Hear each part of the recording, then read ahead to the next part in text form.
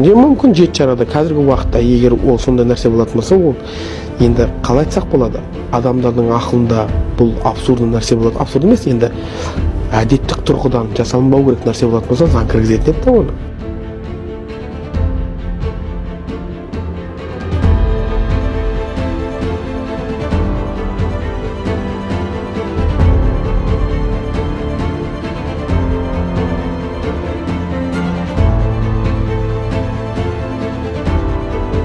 Сенің сенетін Құдайдың жолы.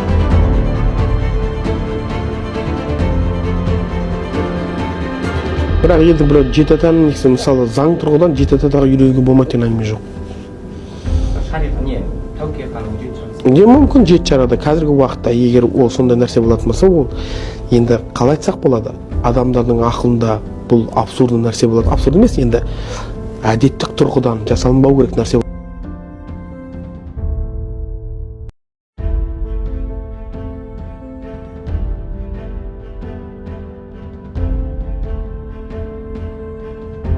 Американың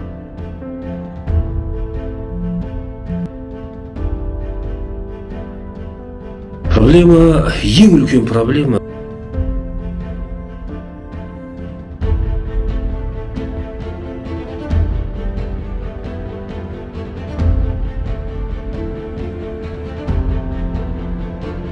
Де мүмкін жеті жарады қазіргі уақытта егер ол сондай нәрсе болатын болса.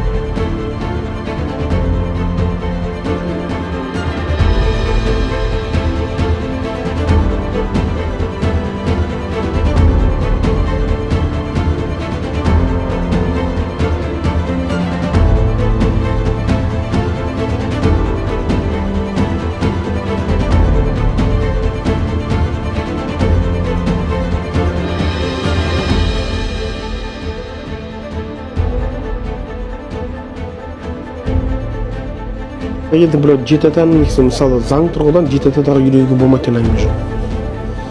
Шариғат не?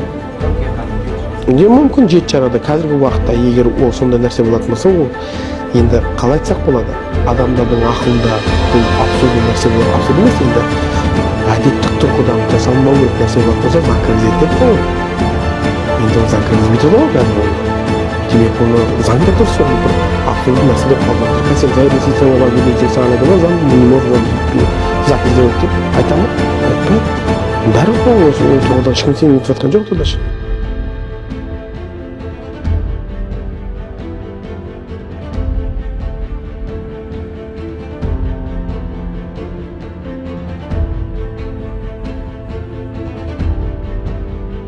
туған күнде Ака сендер шариғат.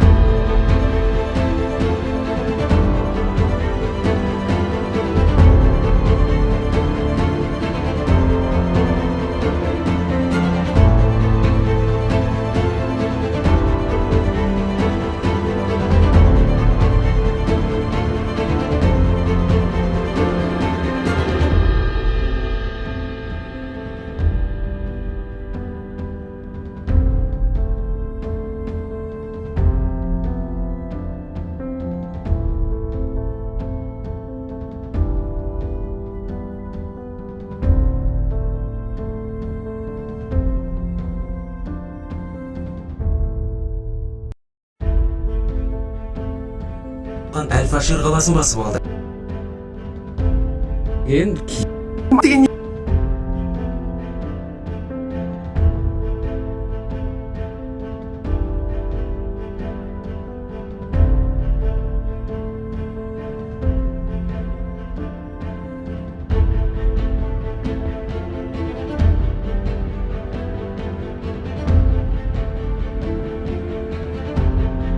Мысалға қателеспесем ойлақтың уақытында осы жеті ата енгізілді ғой. Белгілі бір нәрсе енгізіліп осы нәрсені қабылдайсыңдар, осылай болмаса жаза деп айтуының себебі оның алдында сол іс-әрекет, значит, қазақтардың арасында болған болып тұр, жақыннан алған. Бәлкім, бірақ енді бір жеті атаның негізі мысалы заң тұрғыдан жеті атадағы үйленуге болмайды деген әңгіме жоқ.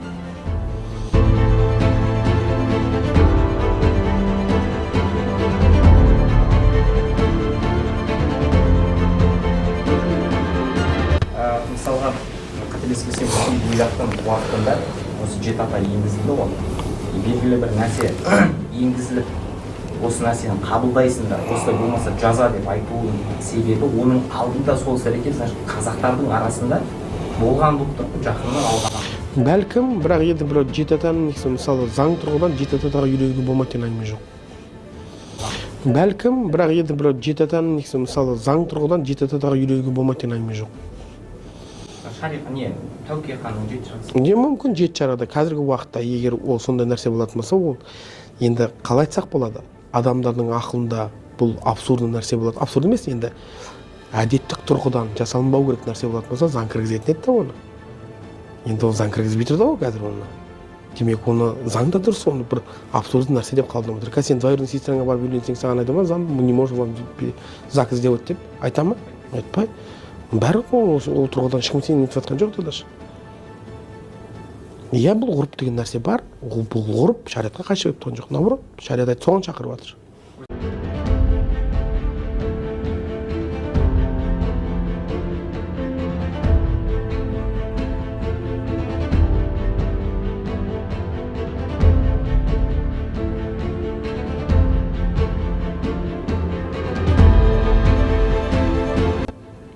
Қазақтар не дейді? Мен осы бір немен сөйлесіп едім, атеист па? Осы мәселеде. Қазақтар естіп айтса, жеті атадан үйленуге болмайды десе. Иә? Жетісін келін алмайсың десең. Шариғат саған сен күнәлісің деп айтыр ма? Болды ғой, қандай проблема? Неге противоречие? Қандай противоречие? Біз айтып тұрмыз, Омар айтады оны. Алысырақ болған сайын жақсы дейді. Енді саған қазір мысалы ағаңның қызына үйленуге болады десе, двоюродный бар ғой, шариғат бойынша болады. И қазақтар тұрып, жоқ үйленбейміз десе, сен шариғат бойынша қылмыс жасап жатсың ба? Қылмыс жасап жатқан жоқсың ғой. Бірақ енді біреу келіп үйленем десе, сен оған күнә деп айта алмайсың. Ғұрып бойынша болмайды дейсің да. Бірақ сен оған күнә деп айта алмайсың. Айтпағым. Бізге бұл ереженің ешқандай айырымдық несі жоқ, противоречиесі жоқ. Қазақтар жеті атадан алма деген кезде бұл шариғаттың мұстахаб үкімге шақырып жатқаны. Алыс болған сайын жақсы, бізде қазақтар ұстанған соны. Бірақ ертеңсін қандай да бір заман келуі мүмкін ба? Әлемде екі адам қалса, двоюродный сестрасы мен браты. Сол кезде не болмаса туған сестрасы, одан кейін двоюродный сестрасы, одан кейін браты қалатын болса да, мәселен мүмкін ба негізі? Мүмкін ғой. Сол кезде ол қайсымен жақ қосылады? Ұрпақ жалғастыру үшін. Двоюродный мен тура сондай мәселелерде қарастырылатын дүниелер ғой бұл. Саған ешкім міндеттеп жатқан жоқ, саған шарт еткен жоқ, міндеттісің двоюродныйға үйленуге деп. Бұдан проблема шығару қажет жоқ. Тоже бағанағы абсурдный сияқты нәрселер ғой. Противоречие жоқ. Бірақ шығарғысы келеді да. Противоречие жоқ ешқандай.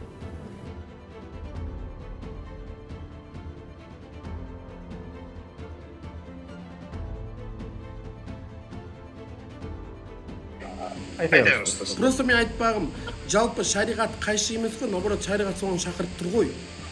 Былайша айтқанда, туысқандарың алыс болған сайын жақсы, бұл жерде конфликт создавать ететін ситуация емес негізі. То есть сен барып қазір жеті аға үйленсең, сен шариғатқа қарсы шықтың деген идея тұрмайды. И одан кейін біз бағана қазақтың ғұрфы туралы әңгіме айттық ма, естіп жатқан жігіттерге айтып келіп отырғаны жігіттер, қазақтың ғұрпы сыйлаймыз, және мен басында айтқанда қазақтың ғұрпы негізі фильтрациядан өткен ата-бабаларымыздың жолы, который уақыттың сынымен ақталған жол ғой. Былайша айтқанда біз сол жол дұрыс осы заманға дейін қалған болатын болса, онда дұрыс жол деген идеясымен біз оны ұстанып және біз оны құрметтейміз. Егер сен қазақтылық ұстанатын болсаң, біз саған қазақтылық тұрғысынан бұрыннан сеніп келе жатқан идея как минимум мына Ресей патшалығы кезіндегі кеңес үкіметіне ауысып жатқандағы осы кеңес үкіметінің алдындағы орнап жатқан біздің қазақ ата-бабаларымыздың кейпі қандай, не ұстанды деген идеяға қайтқымыз келетін болса, онда бәрі анық, ислам ұстанғаны. Неге отаныстық дейді бізге? Адам бізге отаныстық қой. Неге адам Алланың жалпы отанды ыстық қылып Алла тағала фитратына сақ қояды дейді анау. Өйткені сенің отанды ыстық, отанды жақсы көруің сенің фитратына дәлелі жау келсе қорған кеп тұрады уже дейді анау. Сондайға дейін апаратын ол махаббат дейді анау. Біреу жаман айтып тұрса бөлгің келеді. Анау махаббат Алла сақ болған дейді. Ол жаман айтып тұрса қорған кеп тұрады дейді. Сол неден деп ойлап қарасаңыздар, негізі адам өзінің туып өскен топырағынан жаралады. Пайда халыққа пайда бола ма екен? Негізі тектен кетіру бар ғой бағанағы ше. Жаңағы сен ешкім емессің, сен ана коллективизацияға өте үлкен байланысы бар ма деп ойлаймын да. Ана коллективизация қалай болды? Бәрін совхоз деп бекіте бастады ғой, біріктіріп ше. И одан кейін бізде ана тайпа румен жүреді ғой, тектілік ше. Сөйтіп араластыра бастады дейді анау. Уже кейін біраз жыл өткен кейін уже сен кімсің, жеті ата деген сияқты анау құрыды дейді анау, өшірді дейді анау. Коллективизацияның негізгі бір күштерінің бірі сол болды дейді да. Кімдер екен? Колпаковский ма, солар жаза бастады дейді да. Ильминский, Градецкийлар деген болған бұрында. Солар қазақтың что-то буддизмнің элементтері көп жерінде. Шоқанға да жазғызды. Иә, сол көп айта бастады дейді да. И сол кезде мен таңғалдырған ше, Ереке, Қанеке, мына қазақ оқыған-тоқығандарының қазақ және түріктің несі, не беді анау, тарихы не болмаса ұлты не екен туралы кітаптар жазыла бастауы. Мына Шәкәрімнің қазақ, түрік һәм қырғыз хандар шәжіресі деген кітап бар ғой. Именно сол уақытта бастаған. Бабаларымыздың ұрпағы болғанда мақтан тұтамыз. Қазақтың тарихында біз ұялатын іс жасамаған ғой. Мақтанарлық таке. Тазалық бар. Көрсете алмай жатырық. Соны көрсете алмай жатырық. Зерттей алмай ана басқа ислам қоғамына, әлемдік ислам қоғамы бар ғой, пакистандықтар жиналған, ғалымдар, арабтар жиналған, түріктер жиналған, сол қоғамға өзіміздің қазақтың несін шығара алмай жатырық та. Бізде де бар деп айтады. маркетинг жасай алмай. Иә.